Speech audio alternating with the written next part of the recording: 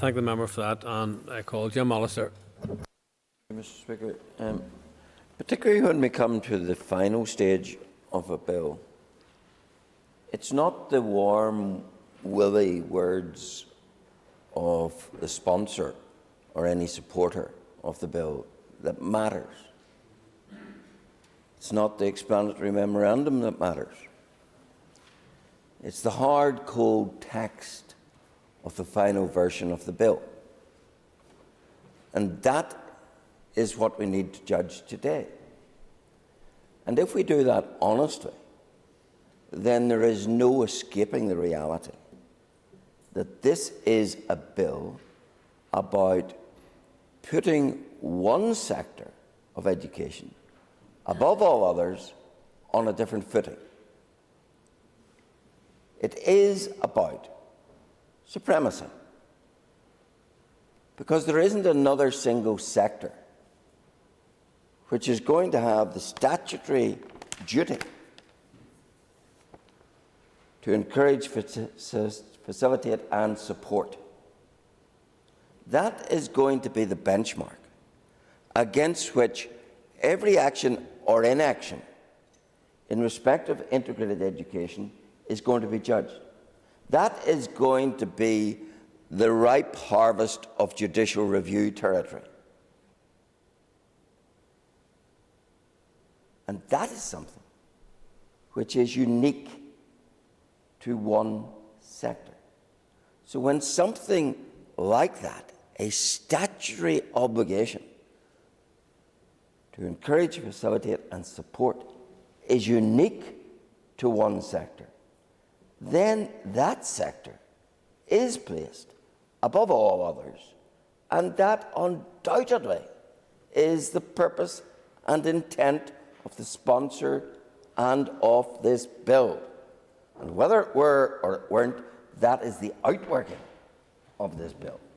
So those who have tried to gainsay what the controlled sector representative bodies and the CCMS, who weren't important enough to be consulted with, those who are trying to gainsay what they have to say, are trying to kick up dust to conceal the reality that they're absolutely right.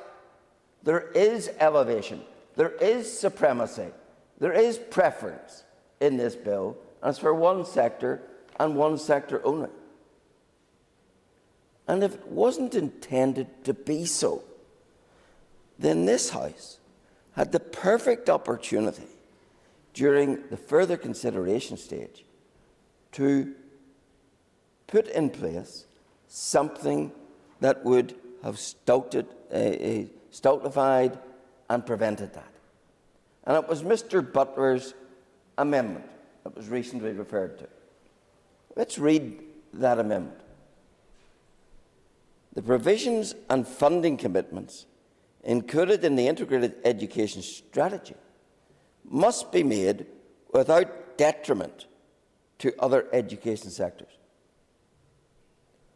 Now, in voting against that, this House was voting to permit that which causes detriment to other education sectors, because this House was rejecting the protection that would have prevented that.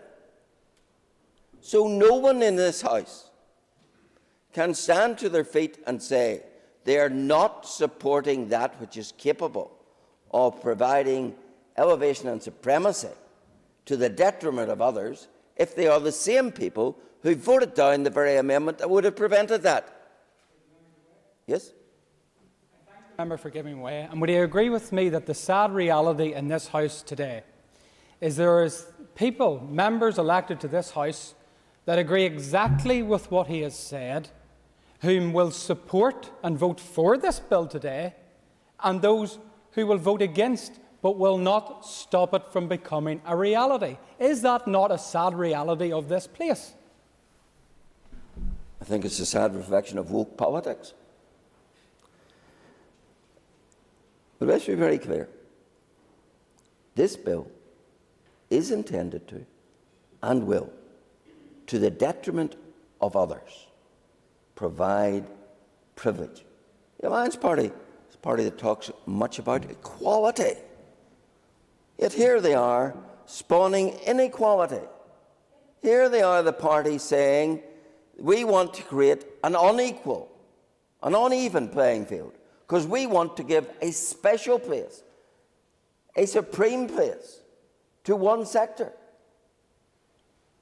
And that is the purpose and intent and effect of this bill.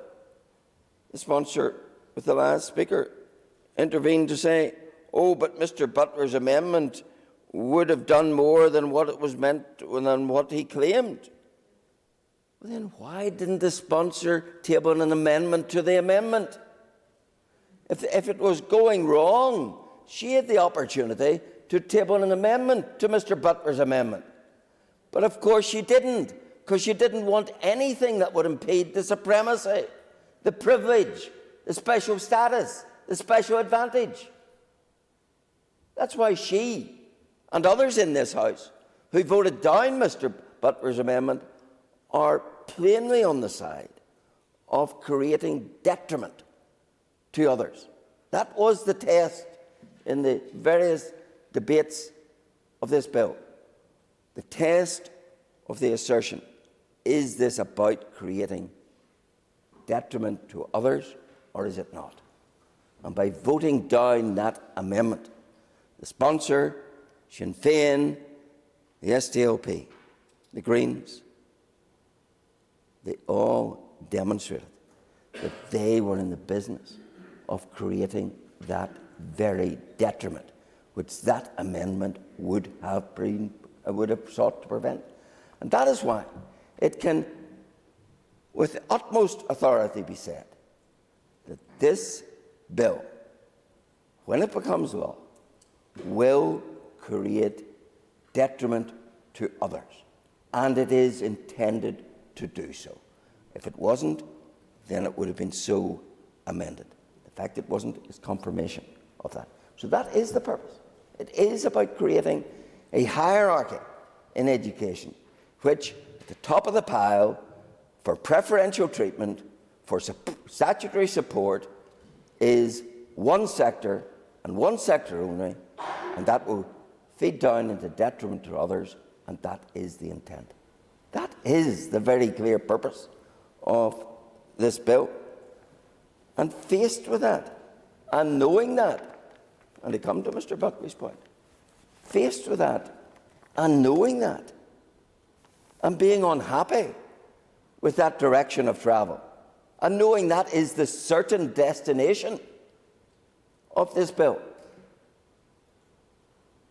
and there's an emergency cord that you can pull to stop it, and you refuse to pull it, and there's not much point in talking about being opposed to something. And that's what it comes down to.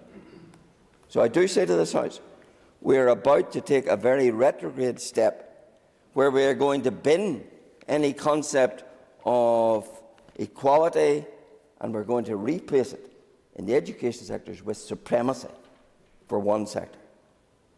And the insult is added to by the fact, as has been referred to by others, that schools like Carrick Primary in Lurgan, like Harryville in Ballymena, that the Minister recently visited, are supremely integrated. But because they don't have it above the door, they're second-class citizens.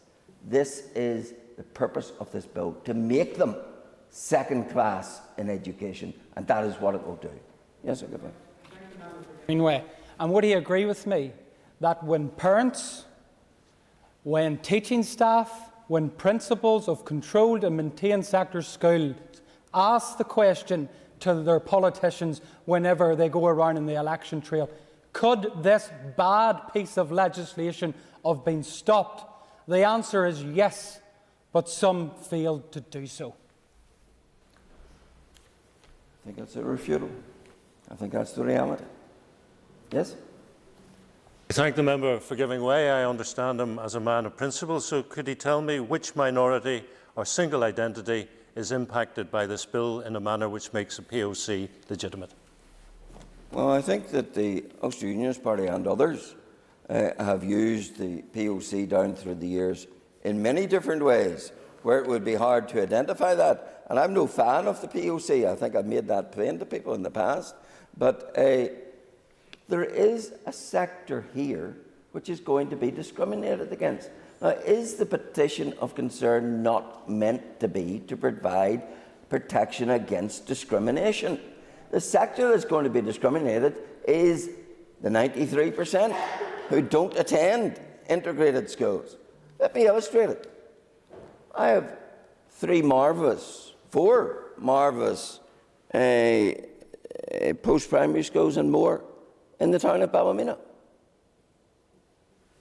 Swamish College, integrated college. And I have nothing against Swamish College. I've done many things to try and help them. Ballymena Academy, both regularly oversubscribed. Under this legislation, when Swamish College is oversubscribed, the department has to provide the spaces that it needs. When Ballymena Academy is oversubscribed, sorry, you're not in the top tier. You're not the special ones. You don't get the extra places. That's what it comes down to in real terms. And so, yes, when parents and teachers are complaining about the fact that their sector, be it maintained or be it controlled, is getting a raw deal and isn't getting the privilege and the preference that others are, yes, they can look to members of this House and ask the question, did you do what you could have done to stop it? Yes? Yes. Chairman. Thank the member for giving way. And like many on this side of the House, and I've spent many, many hours debating this bill and discussing the implications of this bill, not just in this House, but within the community. What will those members who could have stopped this bill today say to those people that they met, for example, in Auchnacoy recently, where when they were challenged, would they stop the bill, replied, trust us? I trust that the people they said that to will realise that their trust was misplaced, if that's the reality. Because there's little point in saying, I'm against something, but I won't take every step I can to prevent it. And that's really what it comes down to. Yes? Well, as other members have in this House today, has made the point that this will lead to discrimination, and it will lead to discrimination. Would the member agree with me that there's no such thing as positive discrimination, and we've learned nothing clearly if people vote for this, and what the mess and shambles that unfolded with so-called positive discrimination when it came to policing? Positive discrimination translates to the other side of that formula, which is disadvantage to those who don't benefit from the positive discrimination. There's only one sector going to benefit from that positive discrimination, and they can only do it to the disadvantage of the other sectors. That's the reality. That's where we are.